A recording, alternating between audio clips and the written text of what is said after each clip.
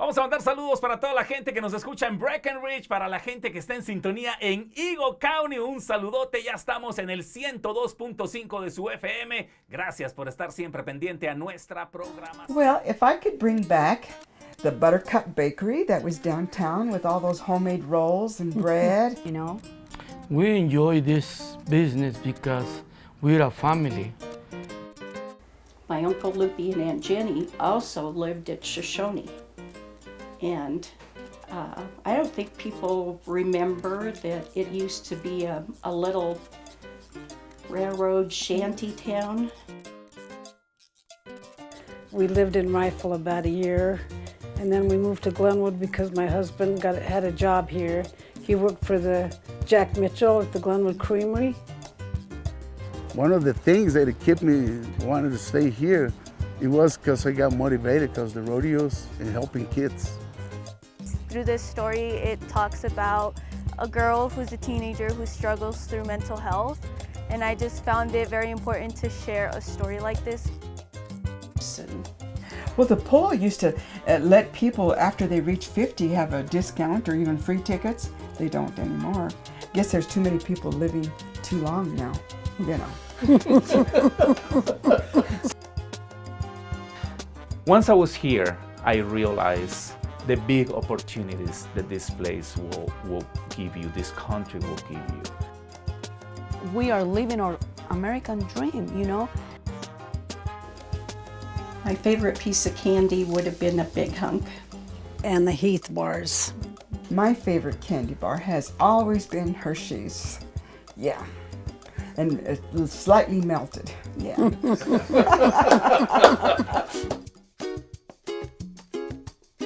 I'm Flora Lopez. My name is Amelia Dominguez. And I'm Anita Cruz Moulton. Well, if I could bring back the Buttercup Bakery that was downtown with all those homemade rolls and bread and the Zanellas, they were so nice. And Mr. Mitchell at the creamery, the kids would go after school and have ice cream cones down there. And he was a very nice man. He'd deliver milk.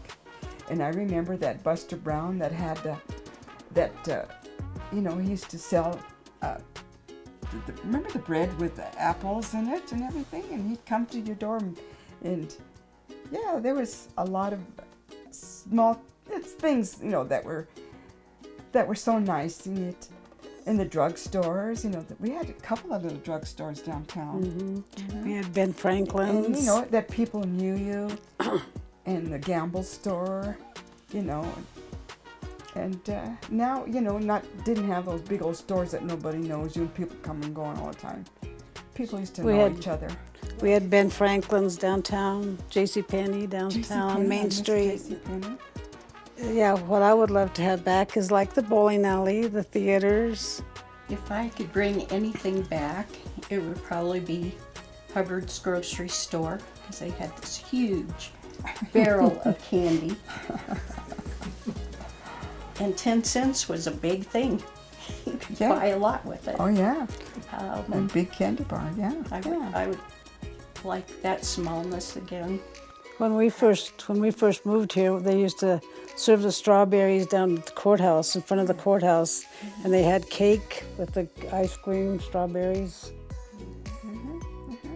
What was the occasion that we would have trout in the big basins in the street, and kids would try and catch them, and when they dropped ping pong balls out of the sky, and those were the days. I think Strawberry Days is when they dropped the ping pong balls. That was one of the things. Yeah. Ski Spree used to be a much bigger thing. Tell us about it. Oh, Ski Spree. My son used to love Ski Spree. In fact, we even had to buy a trampoline so he could practice doing the flip things and everything, yeah. And they used to have contests where they do obstacle courses and they'd have just lots of things at Ski Spree. Queen contests, yeah. Yeah. They had a lot of fun things. Where they used to have horses pull the skiers. Yeah. That was something to watch. The rodeos, they should bring that back too. I remember when our children were young, we used to go up to Marble, up to where the mill. We used to drive up there. You could sleep right there anywhere. You could camp out and sleep there, right by the mill.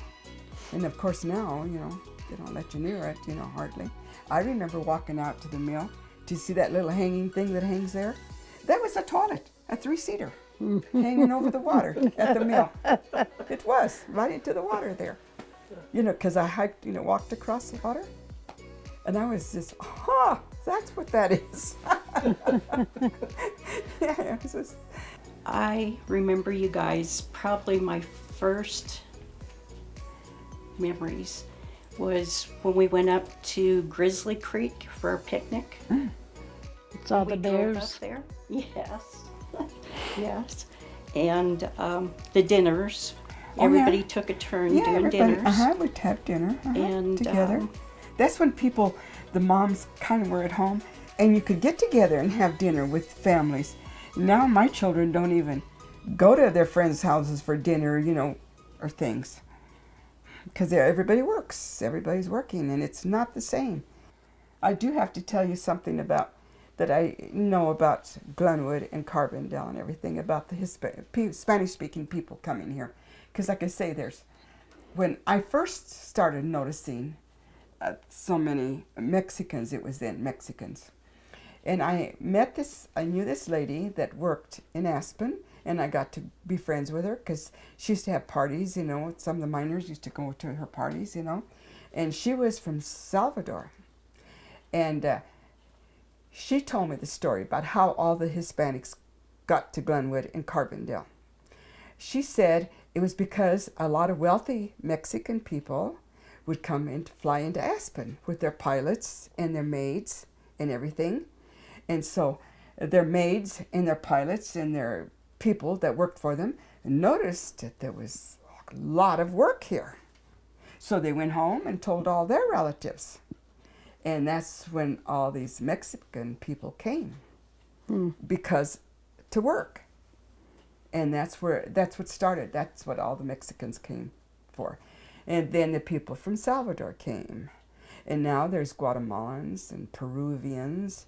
My husband, we lived in Rifle for about, after we got married in 59, we lived in Rifle about a year. And then we moved to Glenwood because my husband had a job here. He worked for the Jack Mitchell at the Glenwood Creamery. My parents were born in Cimarron, New Mexico, and they lived there and my grandparents also lived in Cimarron, and then they moved to Roy. And my mother had 4 brothers and 1 sister, and the one brother moved to Rifle because there was no jobs in New Mexico, and then he let the rest of the family know that there were jobs in Rifle, and so they all moved to Rifle. My grandparents, my parents, my brothers and sisters, and her brothers got jobs at a railroad, construction, and a lot of them were sheep herders. My husband was a hard worker. He worked in many jobs. He worked a lot in the mines.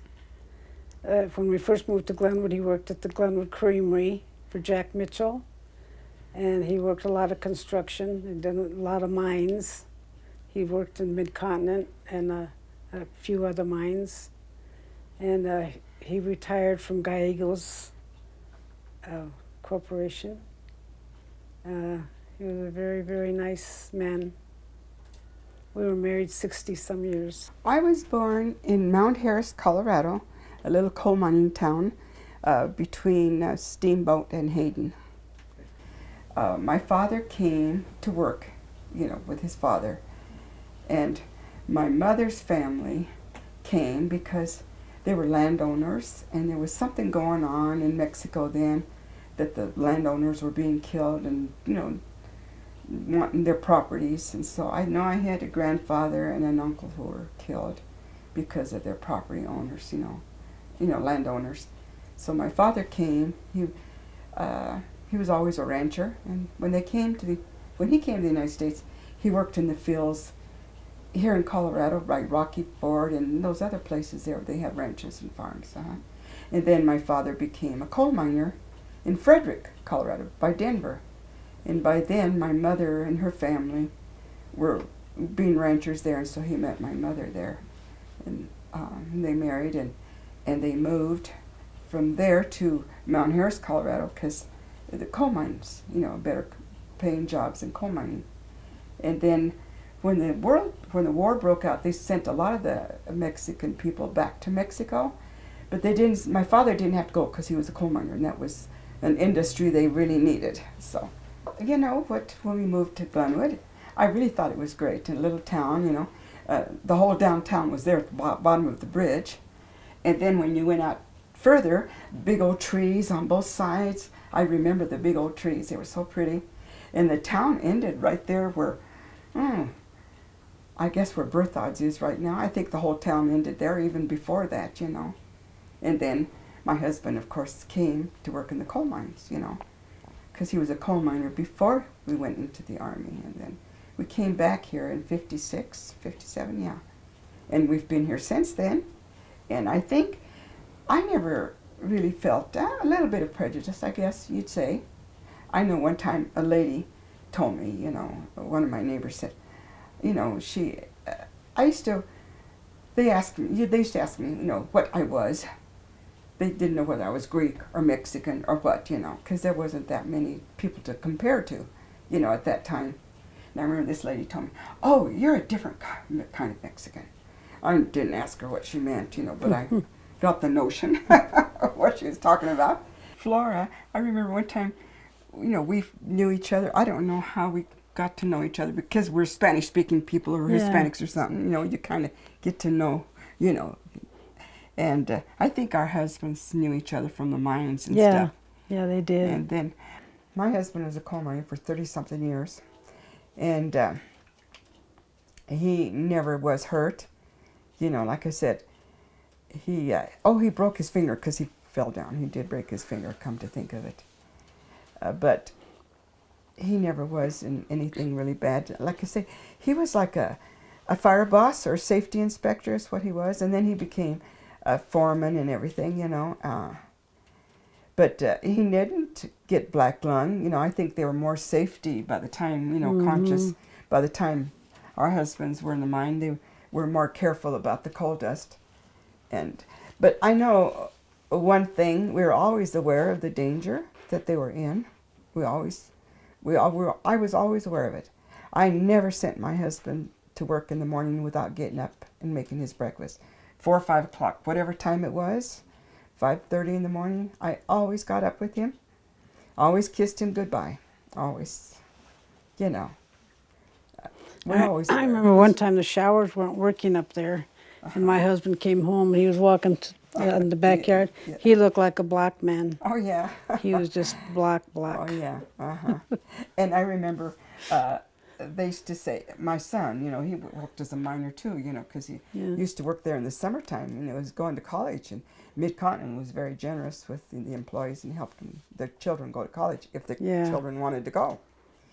And he said he'd go get a haircut, and those gals, the beauticians, would ask him, gosh, these coal miners have such nice hair. How do you keep your hair looking so good with all that coal dust and washing it every day?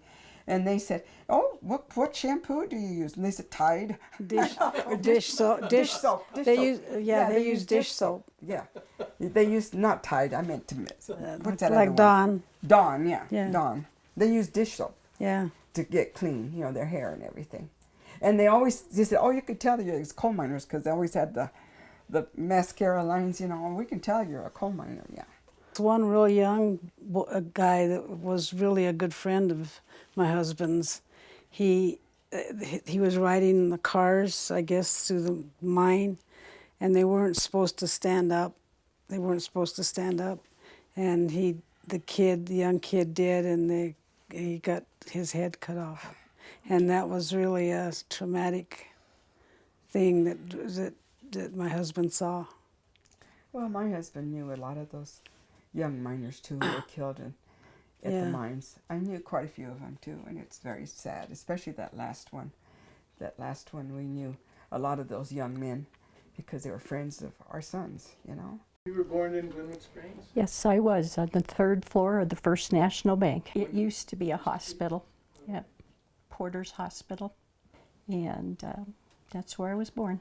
On my father's side, from Mexico City, and on my grandmother's side, they were out on the ranches in Zacatecas.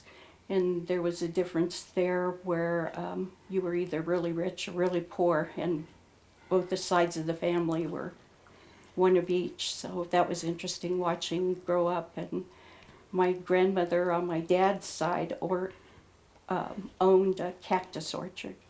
So that was interesting. And they'd walk a mile to get the cornmeal to feed the company, and music was a big thing. And we were always treated like royalty out on the ranches. And in Mexico City, that was a whole different ballgame.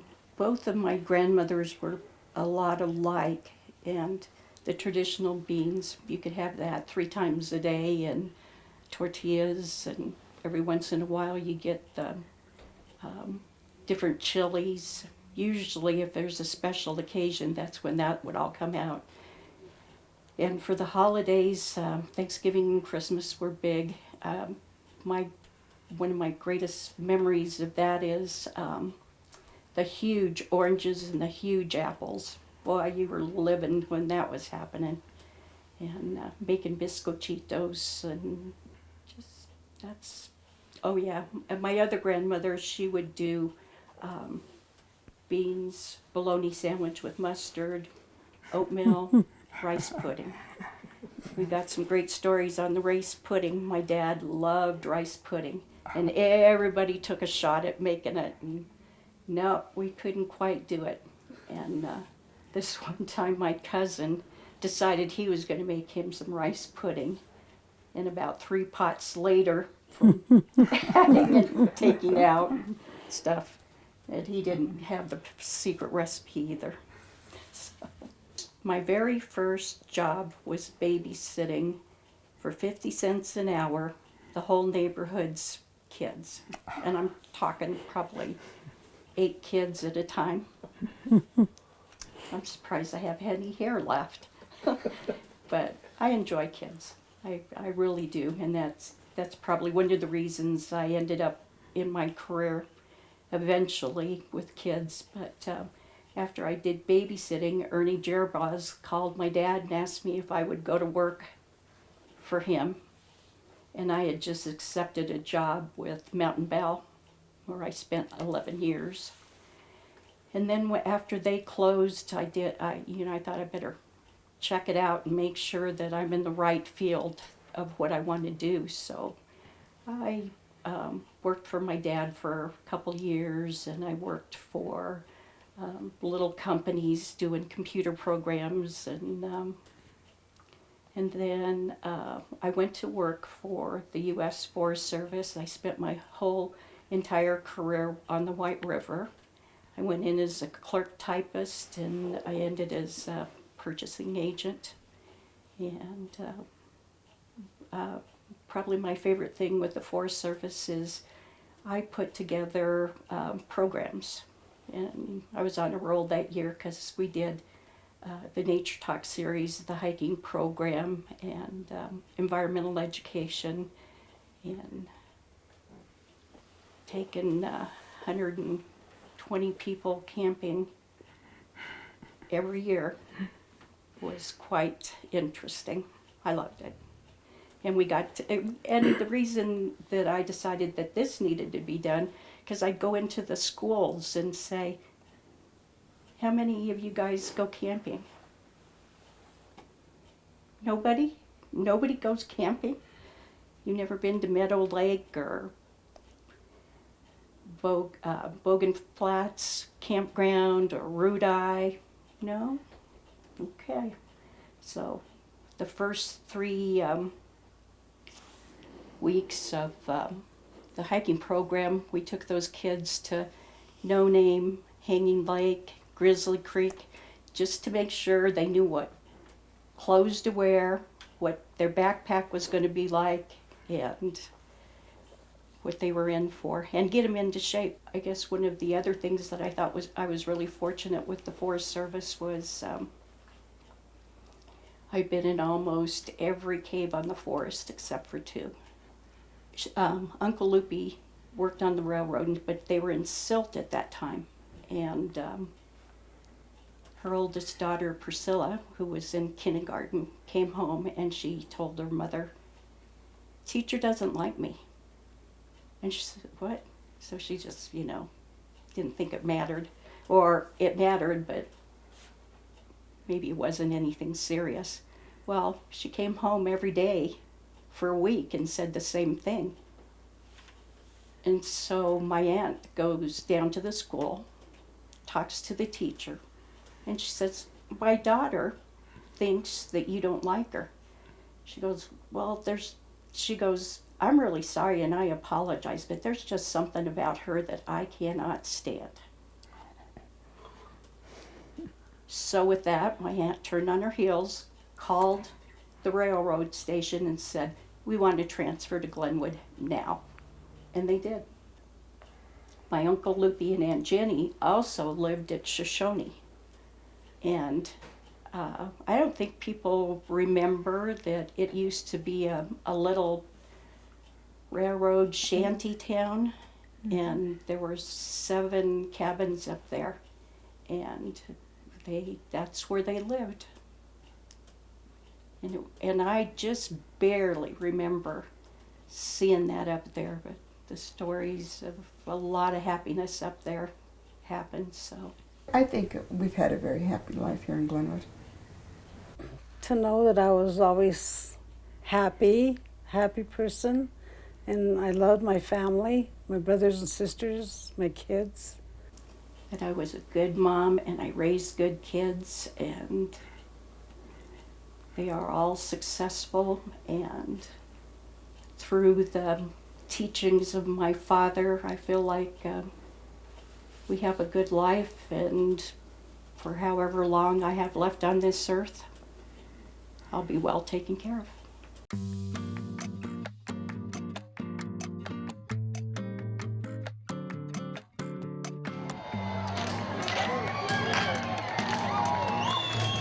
Can you imagine the truth? Come on, buddy. I was riding bulls down in Mexico. I'm from Chihuahua City, Chihuahua. And I grew up there. But after I had a concussion, I had an accident riding bulls, I moved to the valley looking for a therapy to get better on my accident. So basically what happens was that my brother was here. He helped me a lot. So I moved and I decided to start working, illegally. And I got a job right away. I got the therapy, they took care of me. It was a wonderful thing happening in my life, Oh, there's another older friend that he used to ride bulls. Now he works here at the arena. His name is Marcelo Chaparro. And he's the one who came and knocked the door on my house.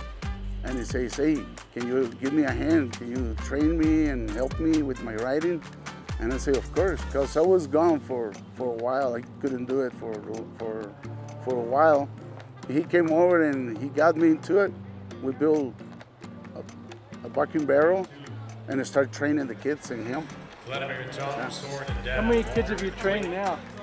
You know for sure? There's so many, probably more than 20. Oh, good. Yeah, Very between kid, 6-year-old, all the way up to youngsters, yeah. Well, when I moved here, first thing I was with my brother, my sister-in-law, and their kids. And I was living with them. I went to work where he works, and I started training, working, doing exercise to recover myself, therapy and all that. Then I started working construction. I started meeting people. I was supposed to be here only for 2 years. I ended up staying here. I got to meet my wife. We've been almost 25 years married. happy, very happy. One of the things that kept me wanting to stay here, it was because I got motivated because the rodeos and helping kids. The purpose of helping the kids, it was because some of the kids, they're not doing good in school. They don't have a good relationship with their families. So when they ask me, hey, can you teach me how to ride bulls or steers? I say, yeah, but I need to talk to your parents first. After I talk to your parents, we'll talk. So basically I talk to them, I say, hey, I want to be your mentor. I want you to stay out of trouble. If you want to ride bulls, that's the easiest things for me to do. And in order that you can help your parents do good in schools, help your brother or your little sister, and that's gonna work. Which just about everyone, they did it, you know, I mean, they changed. Some kids, they're still in school. I mean, I'm happy for them, you know. That was my purpose, you know, this beautiful area, you know. It's been like, I always love hiking and stuff like that, and I really enjoy it. I mean, going everywhere in the valley, hiking many places. I probably like 13 places I hiked before. I haven't done it this year because I'm so busy working, but this is one of the things that I love it. I mean, it's beautiful, the life, the wildlife, all the rodeos. Yeah, I mean, it's incredible, amazing. If I ever move, I'm gonna miss everything. You know, it's gonna make me cry. Yeah.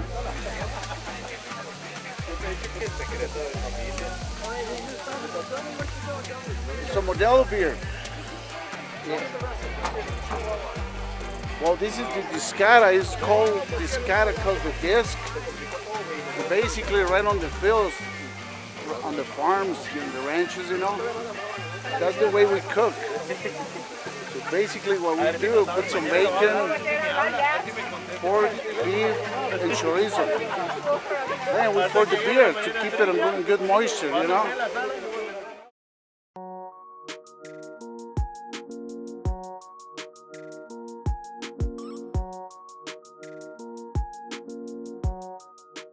This book is a project that I did for high school. It was part of my capstone, and it is very important to me because through this story it talks about a girl who's a teenager who struggles through mental health. And I just found it very important to share a story like this because as a teen here in the community, I feel like we're not advocated for our mental health, so it's not really seen about people talking about it or, you know, sharing resources. And I know that there has been several teen suicides in the past months, so I just really wanted to share something that all teens can relate to who are going through a struggle with their mental health. Well, 3 points is, 1, the biggest message is that it's okay to not be okay because a lot of people do struggle. And the second point would be that as teens, I want them to be able to be comfortable in order to ask for help because it's not really seen.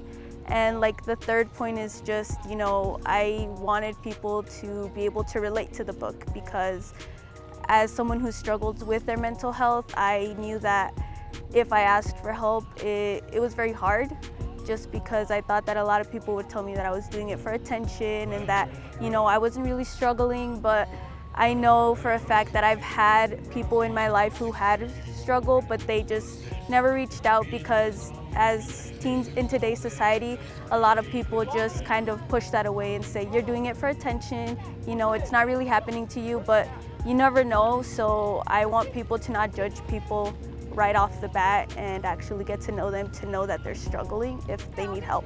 I did write a list of resources in my book at the very end. There's the Aspen Hope Center, there's Mind Springs, and there is 2 more. There's a national hotline that many teens can access just by simply calling or sending a text. I like the community that's here. There's many diverse communities here, and as part of the Latinx community, I feel like, you know, there's a lot of people here that are part of this community that are like helpful, and I just like how everybody knows everybody, and even if you don't know everybody, like you get to meet new people through like new experiences. Well, I'm from Guatemala, this little town in the Pacific coast of Guatemala named Tiquizate. Very hot, very hot. I was born in 1974, and we are 7 in my family. We are 7, and I'm the youngest one. My first land in United States, it was California, Los Angeles, but I was there just for a few months, and my sister moved here. She quit her job in Houston, Texas, because they used to come here all the time, and she loved the place. She loved Aspen and the whole scenery, I guess, and so she was here. And since I'm the youngest one and she's the oldest one, hey, you have to move here. You have to come here. I didn't want to because I have like this little girlfriend back in LA. But my sister one day called me and she's like, I got you airplane ticket. I'm gonna pick you up at the Denver airport. And I'm like, okay, I guess I have to go, right? And that's how I end up here. I got here in June 1991. Woo! Starting in Guatemala. That was my beginning of broadcasting deal. I used to record commercials in Guatemala for this small radio in my hometown, and I literally loved it. And that's how I started in Guatemala. So I got that idea. When I came here, of course, I was forced to look for a real job. I was working. I did all kinds of jobs. I did bread delivery for a company in Aspen. I work at several places, but always in my head I have that I want to do something. I want to do something different. I want to do something else. And that was just like kind of the bridge to give me the money and to pay my bills. But one day I was just searching on the radio to see what I can hear, and I hear this voice in Spanish. That was on Monday, like around 10 at night, and I hear this guy talking. I guess he was doing like his second, third show on that radio. It was KJX in Aspen. And so I start listening, and then they, okay, well, we have to go, we'll see you next Monday. Man, I count the hours, minutes, and seconds for the next show on Monday, because that was something that I really like, and I want to be part of it, right?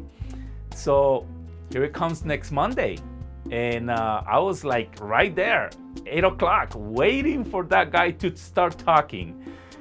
So when he talked, he literally said, we are KJAX and we are located in this ABC Aspen. And I'm like, oh, I live in ABC.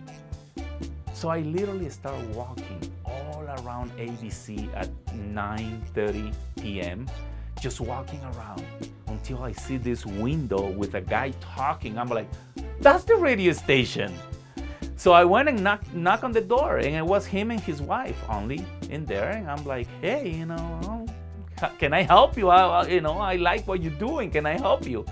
And they were like, yeah, we can use some help. I mean, so I start answering phones, and I mean, that was my whole world. I mean, the whole week I work just thinking, Monday is coming. I have to be there. I have to do this. And I did it for many years. Before I was just doing answering phones and looking into the list of songs that they have available, right? And they have these tapes that you have to kind of put on the on tape player and just listen to the song. Okay, rewind and put it right on the place so they can play it. So I just pass the note and say, okay, they want this song, and here's the tape, the song is ready, right? So that's what I was doing. But when they left, they leave me with another lady, another girl that it's my good friend as of right now, still my really good friend. And she was helping me. So she was doing all the taping thing, and I was on the microphone. And that was in United States. That was my first time in the microphone. And after that, it was just growing. My passion was just growing and growing and growing. And I knew this is what I want to do. In the middle of KJAX, I got a phone call from KDNK in Carbondale saying, hey, do you want to do a show? And I was like jumping this high. Yes, I do want to do a show, of course. And so I went and I started doing 1 hour in KDNK, and then they give me 2 hours, and then they give me 3, and then they end up giving me 4 hours. I did KDNK probably for 7 years maybe. And then after that, there was another radio station opening in Basalt, and it was going to be a 24 hours radio station and stuff like that. So from there, I started kind of changing a little bit the way I was doing the radio, because I was just doing it for fun, right? KDNK doesn't pay you for it. So I started buying hours from this new radio station, and I was selling spots to the local businesses so I can pay for this hour and do the show. We have different cultures in the valley. We got Salvadorians, Guatemalans, Mexicans, from all the places, but it's still a big percentage of the Latino community in this valley is Mexican. So I'm still playing for Mexicans, and I'm married to a Mexican girl. I got this really good contract to play in a restaurant here in Glenwood that it will give me work Friday, Saturday, and Sunday with my DJ deal. So I was doing radio on a daily basis, but then on the weekends, I have this place where I can go in and play. And I did that place. That place used to get packed of people. It was on the second level. I don't know if you're gonna. It was on the second level right before you go on the bridge here in Glenwood. I think it's 8th Street, the bridge, and then it was up there. Anyway, I was playing there. But one day, they decide that they were gonna have a partner, and the partner has the same idea of being a DJ. So he says, well, we're gonna keep Axel for as long as I learn how to do this. And then I'm like, I'm not gonna let that happen. So I start calling every single hotels and places where I can do my DJ thing, right? And I found a place named used to be Oasis. So I went there and I played a Sunday night. I did my advertisement on radio. I did flyers because we didn't have social media back then. So I did flyers and, just kind of calling people saying, hey, I'll be there. Because back then, by that time, I already have a huge following. So I went on Sunday. The place was almost going in bankruptcy. And I went on Sunday and I packed that place. And they sold so much beer that they literally make their profit of the whole week in one night that I was there. So at the end of the night, they say, are you coming next Sunday? And I'm like, do you want me to come back next Sunday? And they say, yes. And I said, okay, I'll be here next Sunday. So I went literally next Sunday and the following Sundays for almost a year. After that, they end up selling the place, but they sold it to me.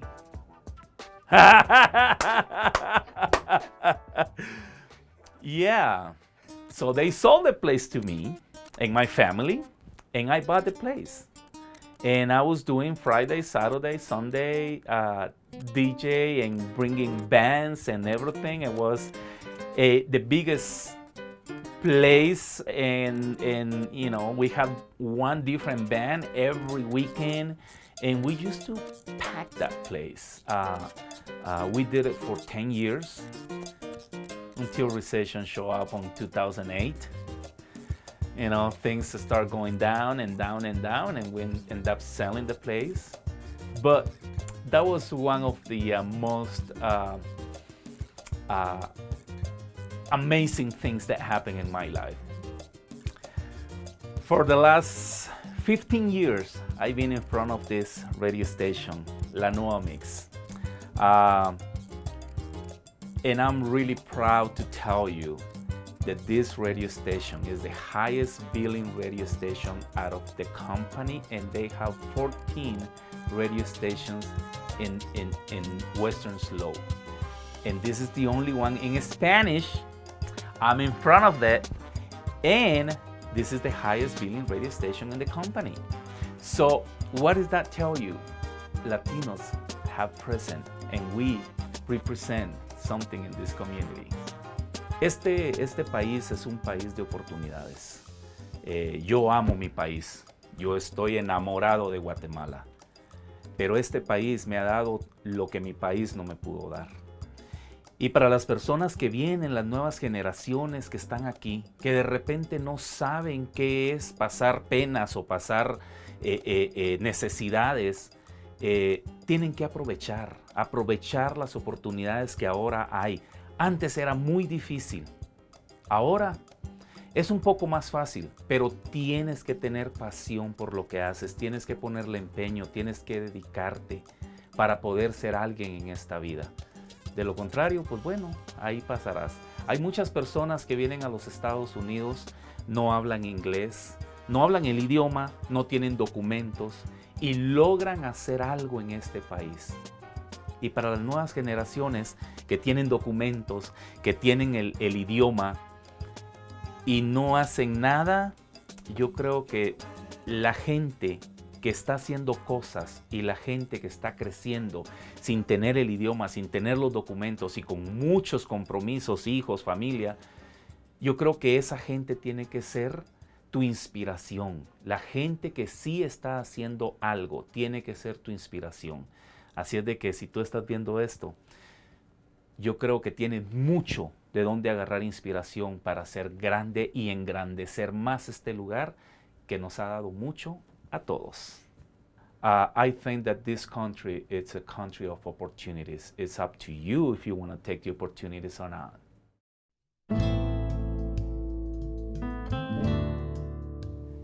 We came from Mexico almost, I say, 40 years ago.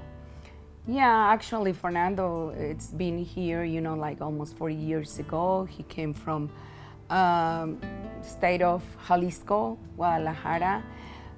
Me later, you know, I will say, I'm going to be here 30 years, you know, so we both met in California. We got married in California, and then, you know, we started a family over there. Our two oldest kids are from California. Then we decided to move to Missouri. When we get to Missouri, I was working for a Lexus dealer in Volvo. I was a specialist over there. But normally there's the hailstorms, and one of the guys that went to do the kind of work over there brought me here. So to start learning how to repair the hail damage. But once I get here, I saw a good opportunity, and so I say, I guess I'm gonna start here, my own business, our own business. By that time, it wasn't easy because my family was in Missouri. I started working first of all mobile with like a bin with a plastic tin. That's the way I was working in the car dealer's lot for almost 7 years. It's the way I did it, and that made me very strong because every day, and no matter how it was, hard, hot or cold. Like in the winter, I was there. People, they were kind of surprised how I was working outside when it was snowing with my tent and do this kind of work. Just was light work, not heavy like right now, but that's what I was doing in the winter. And then in the summer, it was so hot, but I was doing it. Sometimes many times I cry because the wind doesn't let me work, because blow out all my stuff, my material, damage my job, sitting in the snow. It was so cold that I couldn't go fast, and I was really, really frustrated. But I say, I guess I gotta keep going. I was like 14 years old. And my plan was working like a dentist. Dental. I mean, Dentist. dentist. Now he's a dentist for the cars. Yeah, God, I was working on that, but I mean, not working. I went for school to be doing it, but at that time, my dad get the, well, I don't know how he got the idea, but anyway, he had it. I think it's a nephew. He know how to repair cars, but he didn't have a shop. So my dad borrowed the tools, rented a place, and after that, so he was teaching us. It's how we started right there when we were 14 years old. But then after that, so For him to be out of trouble. to be, yes, that's right, and that keep us busy, and like I like it, doing like learn how to do the penis dent removal, but at the same time, what I know, what I've been doing since I was 14 years old, collision repair. So for me, it's easy because over there we were doing it, Mexico, like restore parts, not replace. For in here, so more easy for me to restore and replace. So I know that for how to do it either way. That's how I can help customers to help with their vehicles that other people doesn't want to do it because they're sometimes really, really big jobs. But let me tell you something.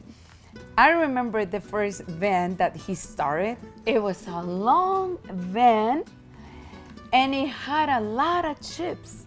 And I remember the kids, we have 3 kids, so the kids, the 5 of us, we kind of like make it nice, look nice, So we did kind of like a paint chip and all these chips, And I can picture the kids, being younger and start doing little paint, the little chips on that van. And that's when he started. That van was really, really It was an old one. beat up because I couldn't open the back door. But was a lot of memories with that one because that van not just was my transport, was my hotel. Because I couldn't afford it for the hotel. So was my shop, was everything. I was sleeping in that for, I guess, a year or more than that. I was here living in Glenwood, but at mobile I was working for Montrose. Yeah. And then there was Grand Junction. And Grand Silverthorne. Junction, and then go to Rifle. But one of the hard part too, and it's scary, and I think thanks God that I'm still alive, is to Silverthorne. Silverthorne? Yeah, because driving up in the mountains and then coming in when was the snow and the storm with pulling trailer. So sometimes like I say, Christ, I couldn't do this work no more. I can. But I said, no, yes, I have to go, keep going. Am I gonna do it?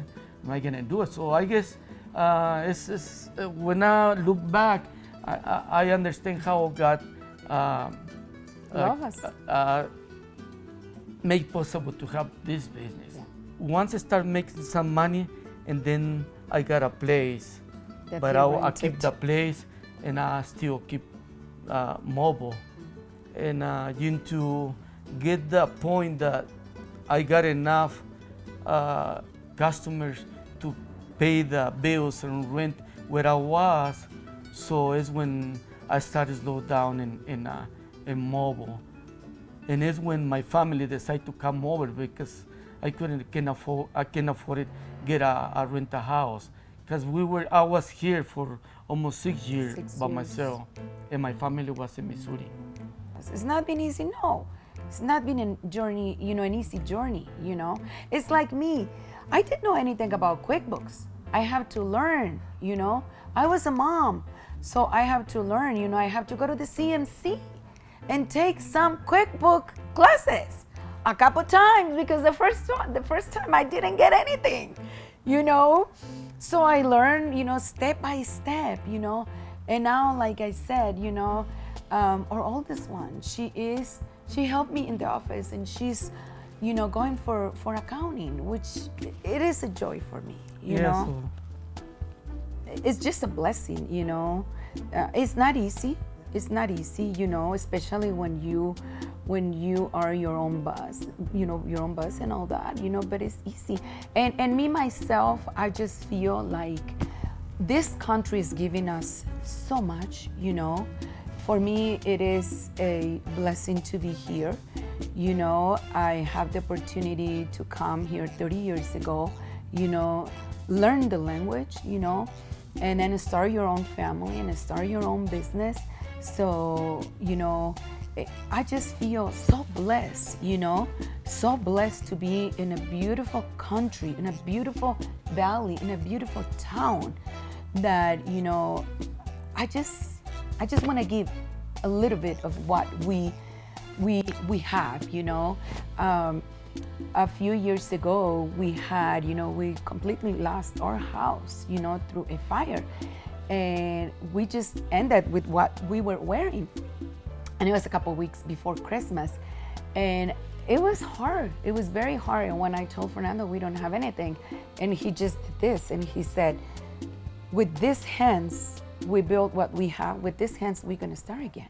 This is a family business, and sometimes not easy because she saw how sometimes when I'm tired or she kind of depressed. And sometimes it's me because I hear. But anyway, we are together.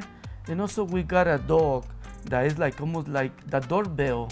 Once gets a customer, every time gets a customer here, he bark and gets closer and move the tail and bark until he got into the office and then quiet.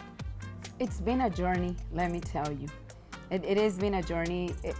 I just look outside and look at the beautiful place that we live. And I just feel like, God gave us this blessing and that we have to take it. It's not easy. It's not been easy. But what I love about what I do, it's meeting people. It's meeting new people, It's like we have customers from all over. What I'm encouraging young people, it's like, just follow your dreams. Find out what do you really like, first of all. If you like working, Absolutely. If it's cars or go to school, but always, first of all, look what he liked to do. Like I said, we came as many other people, illegal, and God gave us the opportunity to work through our citizenship and everything, and that's what I'm saying. That's what my husband said. We are living our American dream, We have the opportunity, and that everybody does when you really work. And that's what I'm telling kids, You have the opportunity to go to college. Go to college. You don't like school? There is so many things that you can do, But work hard. Follow your dreams, Just don't say, I can't. Because if I was able to do it, when I came to this country, I knew 15 words, okay? Right. So if I was able to do it, if we were able to do it, anybody can do it. And after be working together and working hard, so I guess finally we got the American dream.